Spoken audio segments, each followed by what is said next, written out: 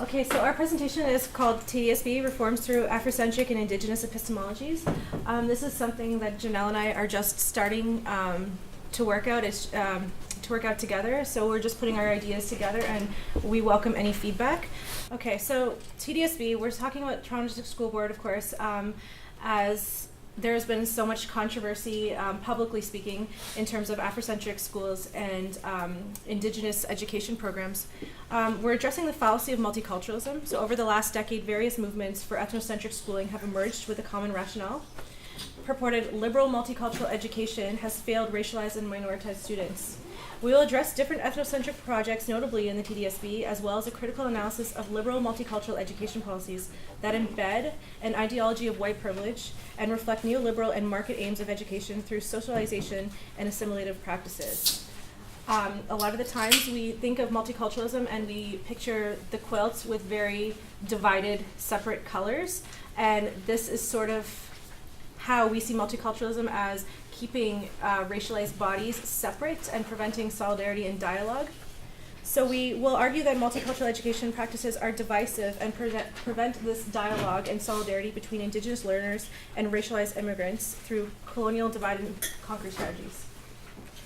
So just on contemplating teacher identity, we will critique hegemonic conceptualizations of what a teacher is and ought to be by dismantling and decolonizing the white, feminitized, middle-class norm of teacher identity that we see in schools. And we will disrupt multicultural educational paradigms and neoliberal policy-making processes through an anti-racist framework.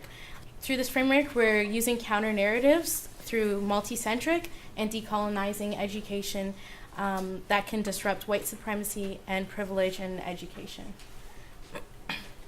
So our theoretical framework is anti-racism mainly, but we're also interested in critical race theory as well as anti-colonialism.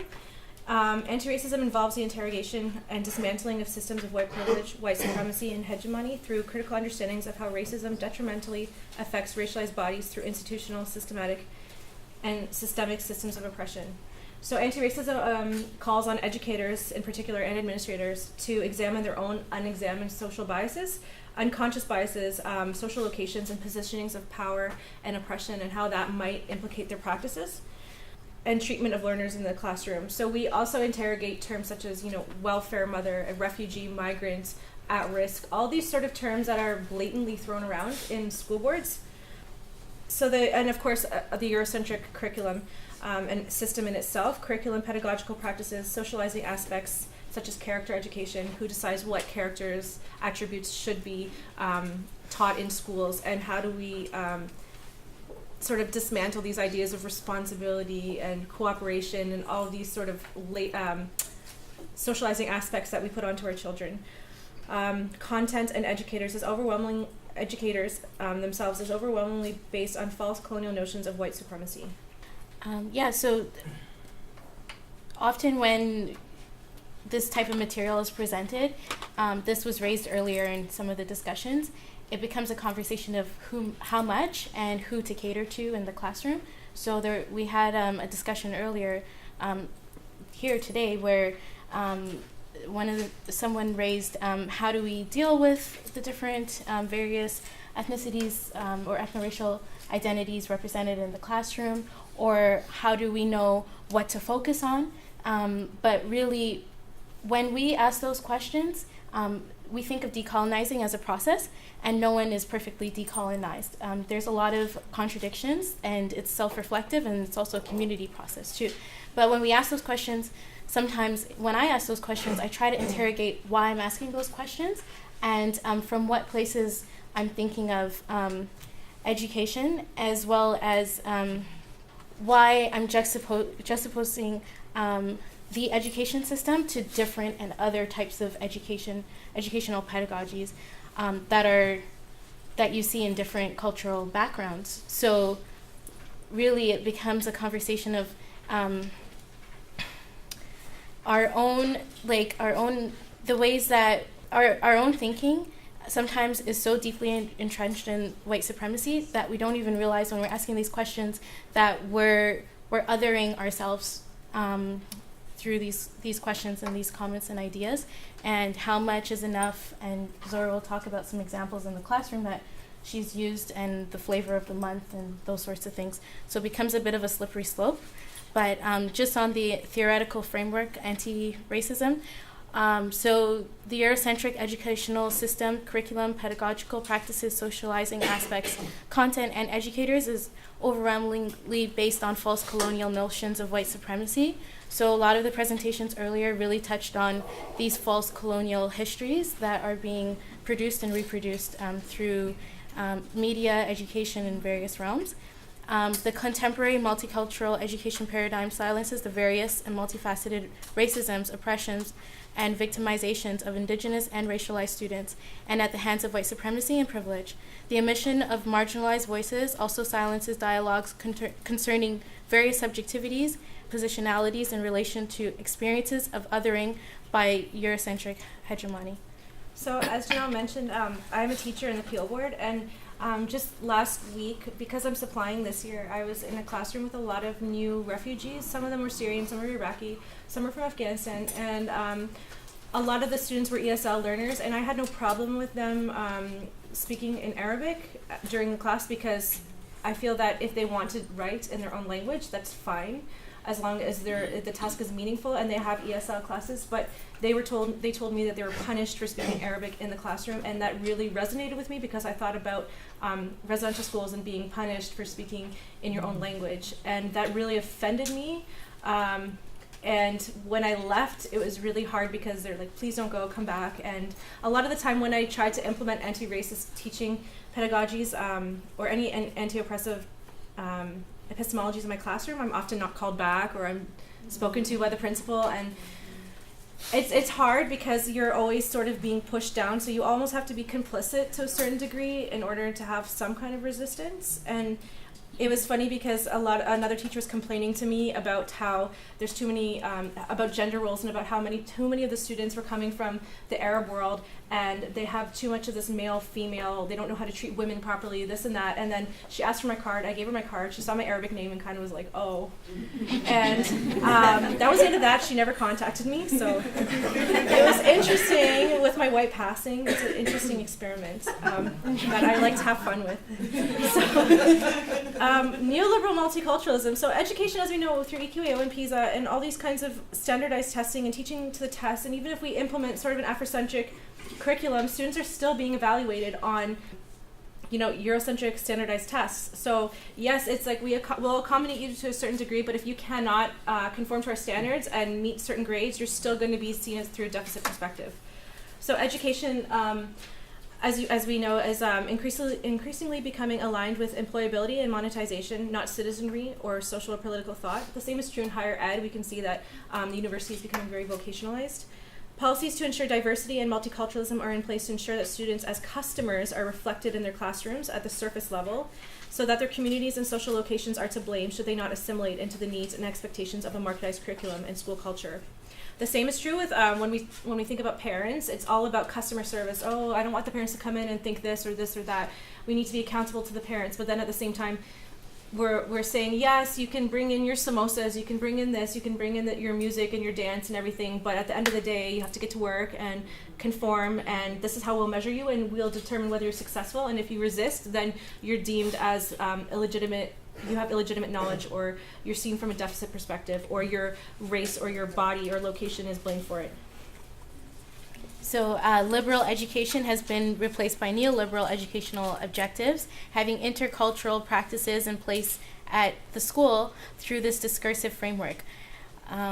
So it means that all children have the same access and opportunity to move up the social ladder, and education as an equalizer is effective. However, such intercultural and diversity approaches at the surface level both mask and prevent any critical interrogation of power relation, hidden agendas, and hidden curriculum. These approaches to manage the racialized student population, in which students must conform to the white hegemonic neoliberal education premised upon meritocracy, failure to do so will result in the self-fulfilling prophecy that such achievement gaps and disengagement is a result of their othered identities. So dealing with the other, we talk about quickly, I know we're we don't have a lot of time, but we're for sort of dismantling the idea of ethnocentric schools in TDSB. So the Afrocentric Alternative School, the First Nations Junior and Senior School of Toronto, were implemented as sites as resistance, but also at the same time as sort of last resorts.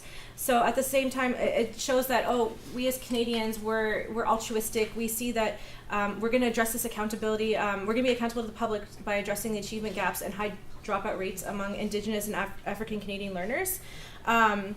But we talk about how does the colonial legacy of residential schools continue to inform invasive procedures of status and self-identification, because a lot of the policies that were implemented in 2007 and 2011, they mandate that you have to collect data on self-identification, and that's a very hard topic to get around because there's a lot of denial, of course, because of the very brutal history of genocide in residential schools.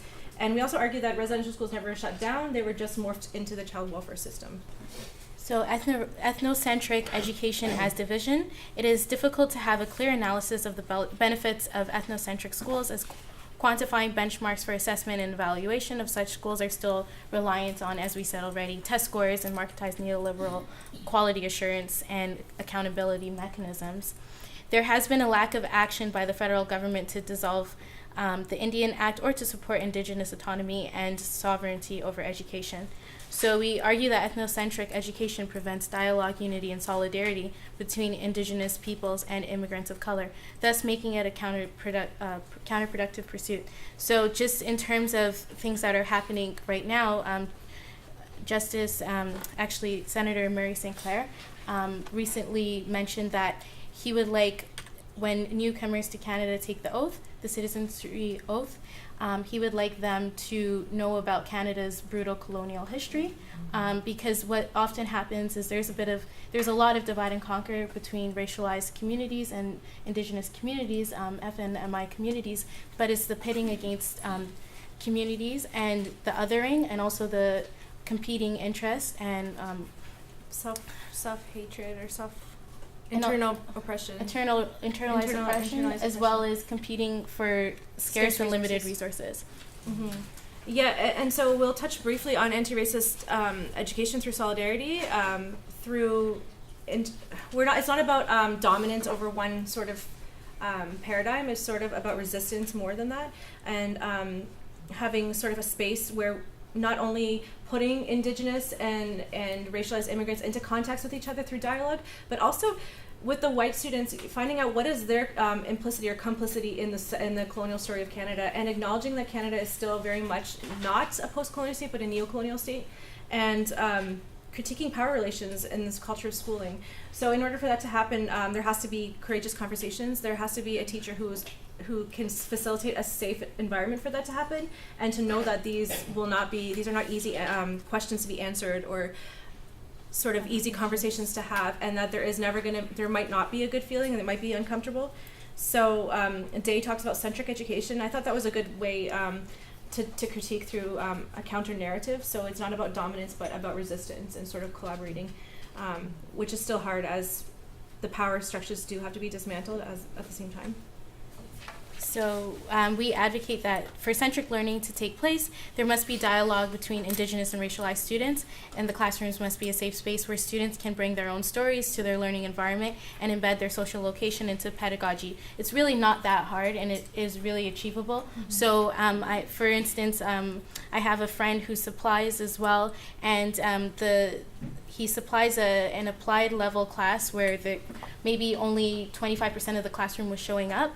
But by the time he spent a little bit of time with the class, he was able to bring the attendance level up to 100%. Why? Because he was talking about the histories of the students in the classroom, and he was integrating it into the way he teaches. And it becomes like such a daunting task, but really it's just about seeing who you're speaking to and reflecting that in your pedagogical practices. However, it is vital that this dialogue occurs with the understanding that Canada continues to be a colonial nation, with ongoing colonial and genocidal practices against Indigenous peoples. If we could just turn to what's happening at Attawapisket, and how settlers perpetuate such colonialism. Yeah, and going on what Janelle said, if we look at the residential school systems and today's child welfare system, there are more children in the child welfare system today than at the height of the residential schools. And we have to keep in mind that the residential schools only closed in 1996. So it's impossible to just say, you know, forget it, this happened in the past, it's, you know, we made a mistake, we're sorry. It's very insulting. And even if you look at the punishments for the lack of regard for Indigenous lives with missing and murdered Indigenous women, as well as the sentencing is so light, even in the TRC. Some of the perpetrators against hundreds of children were given very light slaps on the wrist. So as we talked about, dismantling this divide, colonial divide and rule, meant to place one group and pitting groups against each other and keeping them separate rather than having that dialogue. As well as critiquing settler identities. So what does it mean to be a settler? Who is a settler? We tend to argue that racialized people are not considered the same as settlers because they're not complicit because a lot of the time violent other European and American military violence and colonization has emplaced them on this land. So it's similar shared histories, just different colonizers at different points in time. Sorry, we have to end early. We're out of time. Yes. Integrating teacher identity. Yeah, and that's it. Sorry. Thanks.